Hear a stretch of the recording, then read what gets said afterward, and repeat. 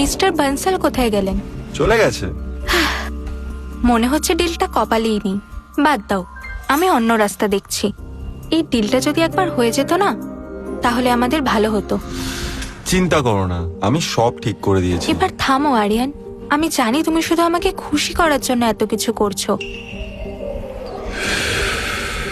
আমি বুঝতে পারছি আমাকে চিন্তায় দেখে তোমার ভালো লাগছে না, তাই সান্ত্বনা দিচ্ছ। কিন্তু এখন আর কিছু হওয়া সম্ভব না। ঠিক আছে, আমাকে বিশ্বাস করো না। যখন রাসিক নিজে তোমাকে বলবে তখন বুঝতে পারবে যে আমি সত্যি বলেছিলাম। চলো বাড়ি যাই। দাঁড়াও, আমি এভাবে যেতে পারবো না। দাদু আমার ড্রিঙ্ক করা পছন্দ করেন না, উনি রেগে যাবেন। আমরা কি বাড়ির বদলে হোটেলে যেতে পারি?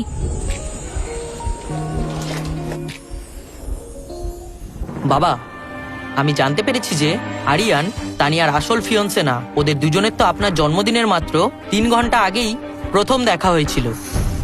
কি বললে? তার মানে তানিয়া মিথ্যে কথা বলেছে? দাদু, আমি আরিয়ানের ব্যাপারে খবর নিয়েছি। ও কোনো ধনী ছেলে না। ও অ্যান্টিক দোকান থেকে সস্তার জিনিস খোঁজে আর সেটা বিক্রি করে জীবন কাটায়। না ওর কোনো কোম্পানি আছে, আর না ও কোনো চাকরি করে। ও একটা সাধারণ গরিব ছেলে। ওর নজর শুধু তানিয়ার টাকার ওপর। কি বলতে চাইছো?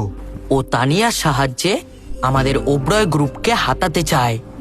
দাদু, তুমি এত কষ্ট করে এই সাম্রাজ্য দাঁড় করিয়েছো, সেটাকে এত সহজে যেতে দেবে? ভিকি, তুমি কিসের জন্য আছো? ডেপুটি ম্যানেজারের কোম্পানিতে জয়েন করো আর সামলাও।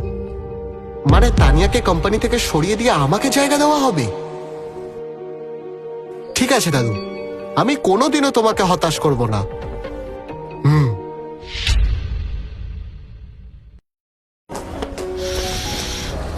Ma'am, room number 1520। এই যে কি কার্ডটা। ধন্যবাদ। তুমি ঠিক আছো? আমার মাথাটা খুব ঘুরছে, চলো উপরে যাই। হ্যাঁ।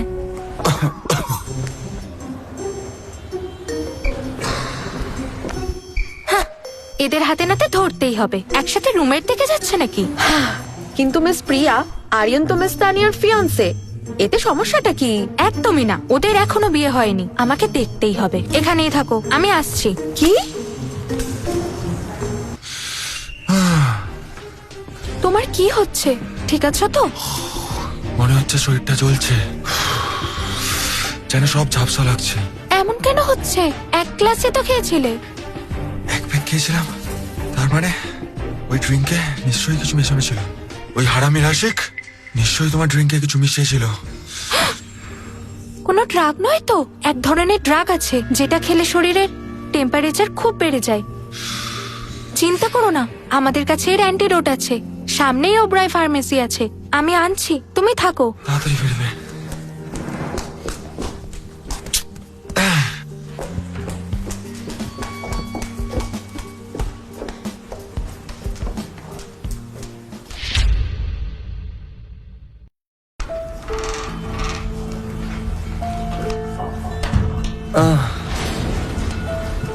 তানিয়া এত তাড়াতাড়ি এসে গেলে?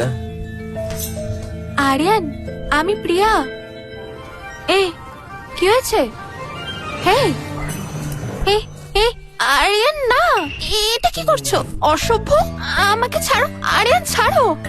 গলার আওয়াজ এমন কেন? ভালোই হলো, এমনিও আমার আরিয়ানকে খুবই পছন্দ।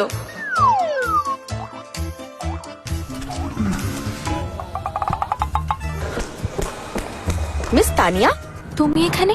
ছাড়ো, পরে বলো। একটা কাজ করো, ফার্মেসিতে গিয়ে ইমোশন ড্রাগের অ্যান্টিডোট নিয়ে এসো। কেন লাগবে? কাকে দিতে হবে? আরিয়ানকে। ও আমার ড্রিঙ্ক খেয়ে ফেলেছে। অত বলার সময় নেই, তাড়াতাড়ি যাও। হে ভগবান, মিস প্রিয়া তো একটু আগেই ওপরে গেল। কি বললে? প্রিয়া উপরে কেন গেছে? এসব কি হচ্ছে? দিদি, তুমি এত তাড়াতাড়ি চলে এলে? তানিয়া, আমার দিদিকে ছেড়ে দাও। আরে ছাড়ো, সরো। মিস তানিয়া, আমি অ্যান্টিডোট এনেছি।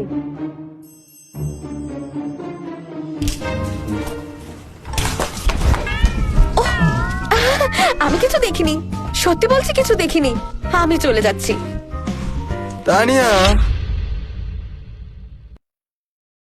হয়েছে যার ভ্যালু 1000 কোটি। তুমি কবে শুধরাবে? নিজের দোষে বিপদ ডেকে আনো। আসতে একটু দেরি হলে কি হতো কে জানে। দিদি, আমি তো এসব তোমার জন্যই করছিলাম। মুখ বন্ধ রাখো। আর তুমি আমার বোনের গায়ে হাত দেওয়ার সাহস হয় কি করে? ধ্যাৎ, এখন ওকে কি জবাব দেব? ঠিক আছে, এখন তোমরা দুজন বাড়ি যাও।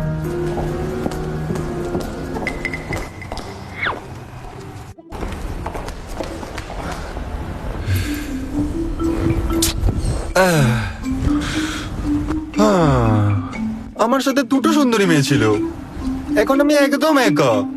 সবাই চলে গেল, ঠিক হলো না। আপনি কি রয়্যাল ফার্মাসিউটিক্যালের মালিক? Hello hello. কিন্তু আপনি কে? বসুন। আমি ভিকি, ওবরয় গ্রুপের ডেপুটি ম্যানেজার। মিস্টার বানসাল, ডিলের ব্যাপারে সব কথা আমাকে বলতে পারেন। এবার বুঝলাম, এরা সবাই একই পরিবারের লোক। তাহলে ভিকির সই নিলে কোনো রকম অসুবিধা হবে না। মিস্টার বানসাল, আমি একটা কন্ট্রাক্ট নিয়ে এসেছি। আপনাদের কোম্পানির সাথে আমাদের একটা বড় ডিল হয়েছে, যার ভ্যালু 1000 কোটি টাকা। কি 1000 কোটির কন্ট্রাক্ট? হ্যাঁ, যতদূর মনে আছে এই কন্ট্রাক্টটা তানিয়া সামলাচ্ছিল। মনে হচ্ছে ওর সাথে এখনো আলোচনা হয়নি, তাই মিস্টার বানসাল নিজে এখানে কন্ট্রাক্ট নিয়ে এসেছেন। আজ মনে হয় ভগবান আমার দিকে মুখ তুলে তাকিয়েছে। আমি যদি এই কন্ট্রাক্টটা নিয়ে নিই তাহলে এখানে আমার পজিশন একদম পাকা হয়ে যাবে, আর তানিয়ার জায়গাও সহজেই নিয়ে নেব। মিস্টার ওবরয়। হ্যাঁ। মিস্টার ওবরয়, কোনো সমস্যা আছে? না, একদমই না। চলুন কন্ট্রাক্টটা সাইন করে ফেলি।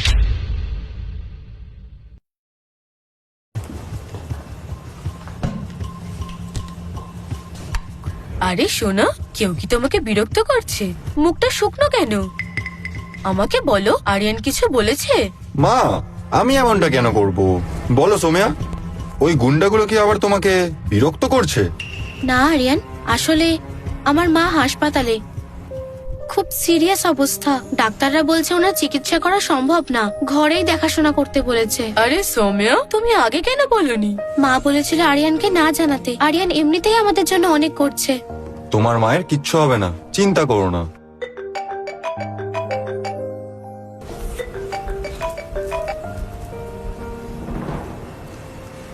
সত্যি?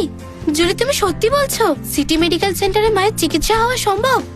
ঠিক আছে, আমি এক্ষুনি আসছি। আরিয়ান, তুমি খুব লাকি। আশ্চর্য ব্যাপার, জুলি বলল সিটি মেডিকেল সেন্টারে মায়ের চিকিৎসা হতে পারে। আমার বিশ্বাস এবার মা একদম সুস্থ হয়ে যাবে। জুলি মেয়েটা ভরসার যোগ্য তো? জুলি আমার ইন্টার্নশিপের কলিগ। আমরা দুজনেই রয়্যাল ফার্মাসিউটিক্যালসে ছিলাম। সিটি মেডিকেল সেন্টার গ্রিন ভ্যালির টপ মেডিকেল গ্রুপের মধ্যে একটা। হয়তো জুলি ওখানকার কোনো ডাক্তারকে চেনে যিনি আমার মাকে সুস্থ করতে পারবে। ও, আমিও যাব। মিস্টার মায়াঙ্ক, আপনাকে সাহায্য করে সৌম্যাকে ঠকালে আমি কি পাবো?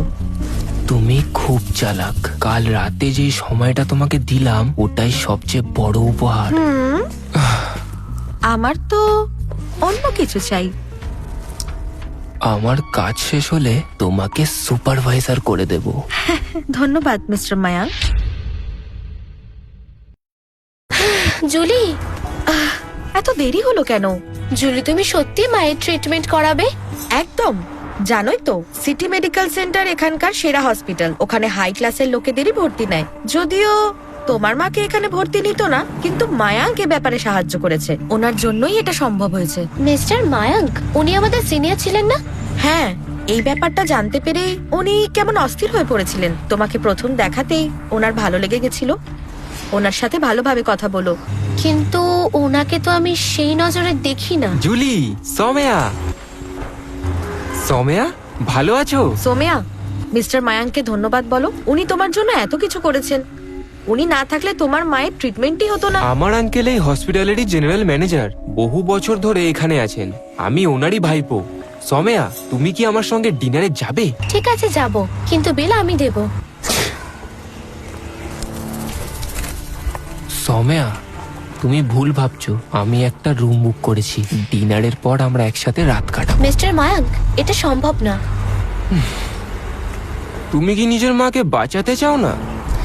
ঠিক আছে, তাহলে মারাই যাক। সোমিয়া, তুমি ভুল করছো। মায়াঙ্ক তোমার জন্য এত কিছু করেছেন আর তুমি এটুকুও পারবে না? বলো, তুমি কি চাও না এই হাসপাতালে মায়ের ট্রিটমেন্ট হোক? এখানে ভর্তি হওয়াটা এতটা কঠিন? এটা আবার কি? তুমি এসবের মাঝখানে নাক গলাচ্ছ কেন?